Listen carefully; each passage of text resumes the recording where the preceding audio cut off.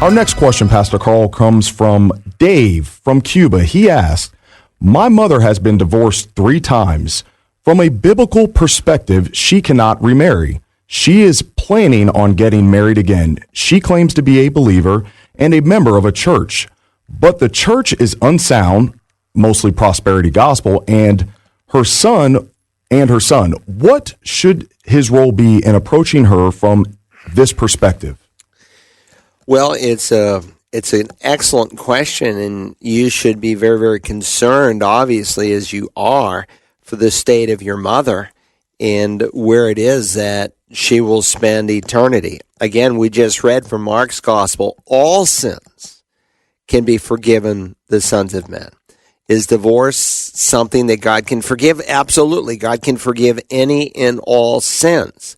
If I know that God, say, can forgive an abortion, does that mean if I'm a woman, well, God can forgive it? I guess I'll just go out and get an abortion because I know God will forgive it. Of course not. Do I reason in my mind rationalize? A rationalization is nothing more than a rational sin. Do I say, well, God can forgive adultery, so I might as well commit adultery? God can forgive me getting drunk.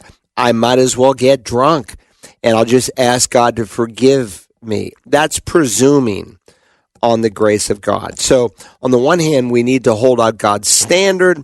On the other hand, we need to hold out God's forgiveness. So what is God's standard? Well, when he addresses divorce in Mark chapter 10, he definitively makes it very clear, and he says, whoever divorces his wife and marries another woman commits adultery against her. And if she herself divorces her husband and marries another man, she is committing adultery. I mean, there's no exception there. It's just straightforward. You can't, reason around it. In Luke's gospel, I've just turned over to Luke 16, and in verse 18, and there Jesus said, everyone who divorces his wife and marries another commits adultery. And he who marries one who is divorced from a husband commits adultery. You may have never been married, but you marry a divorced man, or you may have never been married and you married a divorced woman. God says you're committing adultery. And so there is an exception clause. It's found in Matthew chapter 19.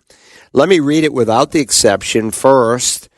And in Matthew's gospel, and the exception is found, by the way, just in Matthew's gospel. It's found in the Sermon on the Mount, Matthew 5, and it's repeated again here in Matthew 19. And Jesus says, and I say to you, whoever divorces his wife and marries another woman commits adultery. Now let me read it with the exception clause. And I say to you, whoever divorces his wife except for immorality, or you could render it sexual immorality, or you could render it fornication. The Greek text says, except for porneia, and marries another woman commits moike, or adultery. By the way, he uses 2 distinctly different Greek words. He does not say, I say to you, whoever divorces his wife except for adultery and marries another woman commits adultery. No, he uses 2 distinctly different Greek words. Why? Because he has 2 distinctly different thoughts that are in mind. And so when Jesus, earlier in this gospel, describes the heart of man, he says, out of the heart of man comes fornications and adulteries. If the word meant the same thing, why does he repeat himself? Because there's 2 different nuances that are in view. And so the exception clause is found only in Matthew's gospel because only Jews practiced what's known as betrothal. Betrothal is different from engagement.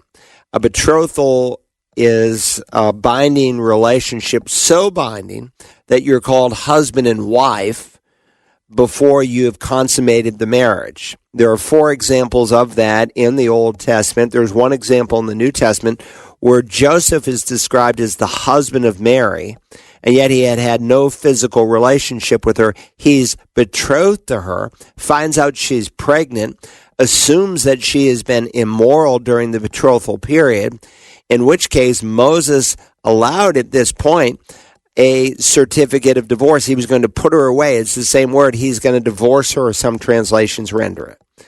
Why? Because though he's betrothed, the marital contract had been violated. And generally you were betrothed for a year, and it gave the man time to go and prepare a place for a bride. And two, it proved the bride's faithfulness, that she was pure. And so he's going to put her away. And so you find the exception clause only in relationship to sexual immorality during the betrothal period. In fact, when Jesus in John 8 deals with the woman caught in adultery, they end up slamming him and they say, well, we weren't born of porneia, but you were, basically. You were born of fornication. You're here, Jesus, because Mary was unfaithful during the marital betrothal period. And so she had to live with that slander her whole life, because here it is 30-some years later, and they're still dragging up the fact that Mary was pregnant by another man and not by Joseph, and refused to accept what the scriptures plainly said, that a virgin would conceive and have a child. And so there is no exception today. And Paul makes that clear, for instance, in Romans chapter 7.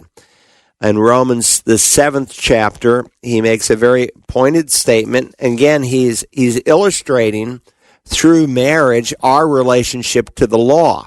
And so his primary purpose is not to address the subject of marriage and divorce, but Paul does not use an illustration that has error in it to teach truth. The Spirit of truth only uses truth to teach truth. So in every parable that Jesus told, there's no untruths in it to make a point. He uses truth to speak truth. And so Paul does in this illustration, for the married woman is bound by law to her husband while he is living. But if her husband dies, she is released from the law concerning the husband. So then, if while her husband is living, she is joined to another man, or you could render it married to another man, as most English translations put it, but that's clear from what follows. So if while her husband is living, she is joined to another man, she shall be called an adulteress. But if her husband dies, she is freed from the law, so that she is not an adulteress, though she is joined or married to another man. What's his point? His point is what Jesus said, that marriage is to be one man, one woman, until death severs the relationship. You say, well, Pastor Carl, what if I'm in a relationship where I'm physically being abused? And I'm underscoring the word physically, because I meet people all the time who say, well, I'm emotionally abused. Well, I hate that for you, but emotional abuse is not the same as physical abuse, where your temple, the Spirit of God, is being harmed and your life is being endangered. And so Paul says this in 1 Corinthians 7 and verse 10, to the married I give instructions, not I, but the Lord, that the wife should not leave her husband. But if she does leave, she must remain unmarried, or else be reconciled to her husband.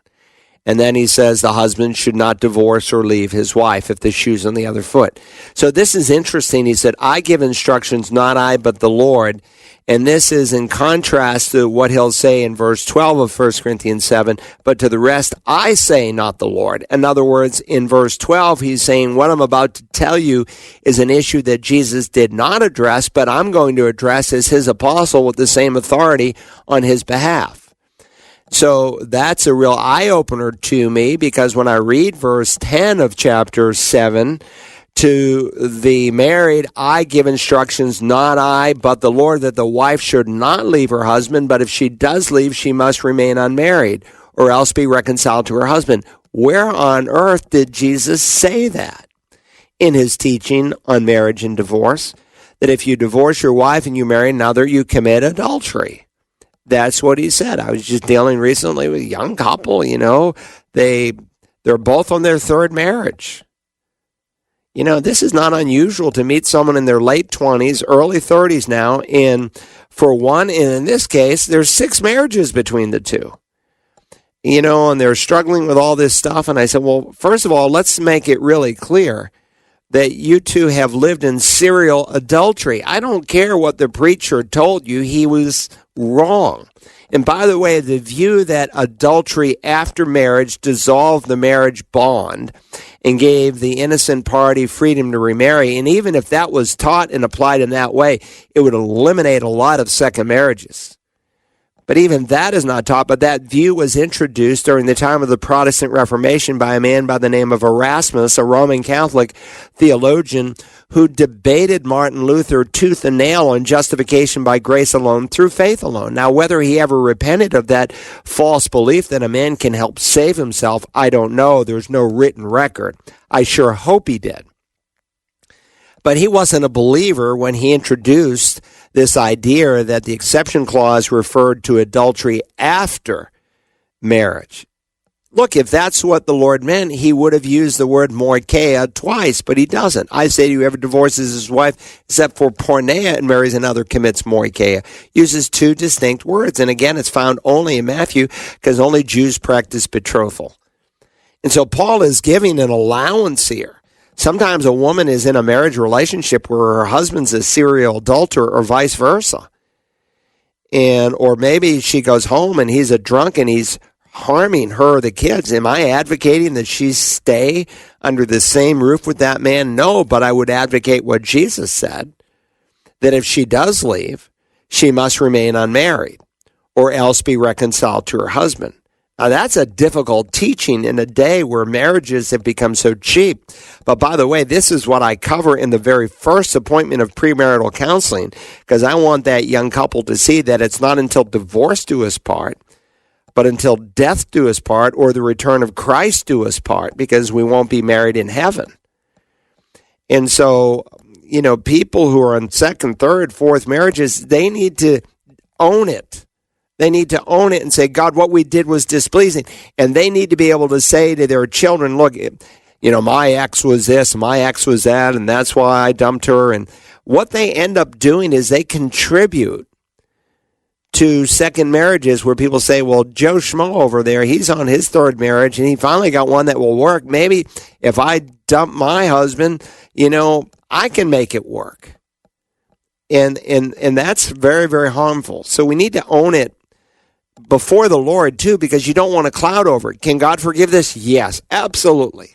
And I would say probably 60% of the people at the church I pastor are on second marriages. Why? Because the sins of the culture walk in the front door of the church. And if you start winning people to Jesus on a regular basis, people are going to bring all kinds of baggage with them. But they can be forgiven. That's what the cross is about. It's a cross of forgiveness. But we have to own the sin so that God can bless the marriage. You can't unscramble eggs, so you can't go back. You can't unscramble eggs, but you can go forward. You can't change maybe the way you started your life, but you can change the way you'll end it. And your life can have a different ending from this day forward. So in dealing with your mom, you deal with her in truth. Obviously, marriage for her may be like having another date. And that's the problem in a sexually immoral culture. People have multiple partners before they get married. And so, getting married is really not all that different. And if it doesn't work out, I'll just get another partner. And that's the tragedy of our day. Dr. Carl Broggi answers your questions about the Bible and living the Christian life Tuesday mornings at 11 on The Light 88.7 FM and online around the world at wagp.net.